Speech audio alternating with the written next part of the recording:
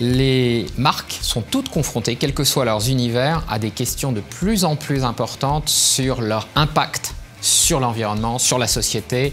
En gros, quel rôle elles vont pouvoir jouer pour construire un futur plus désirable. Et donc l'idée d'un Clash for the Future, qui est le thème de cette conférence, m'arrête tellement adapté à ce contexte. Et puis aussi finalement, ce thème il est aussi adapté au contexte des marques de luxe. Les marques de luxe, c'est à la fois l'héritage, la transmission d'un savoir-faire, mais aussi la capacité à tracer un sillon qui soit réellement exclusif et un sillon nouveau dans lequel les marques à ce moment-là s'inscrivent. Et donc ce Clash for the Future, c'est probablement aussi l'occasion de parler des opportunités pour les marques de luxe de se réinventer. La face cachée du luxe, c'est sa dimension subversive, sa capacité à réinventer et à parfois bousculer les codes.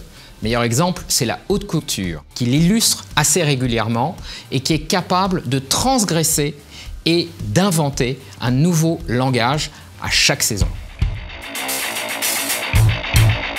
Alors moi, musicalement, je ne vais pas être vraiment punk, je vais plutôt être crooner radio, mais idéologiquement, je suis punk parce que je suis porteur d'idées auxquelles je crois et qui sont parfois transgressives dans leur façon de bousculer les lignes et d'emmener, je l'espère, les marques qui sont dans l'Union des marques, par exemple, sur des territoires qui ne sont pas forcément les territoires sur lesquels elles ont l'habitude d'aller.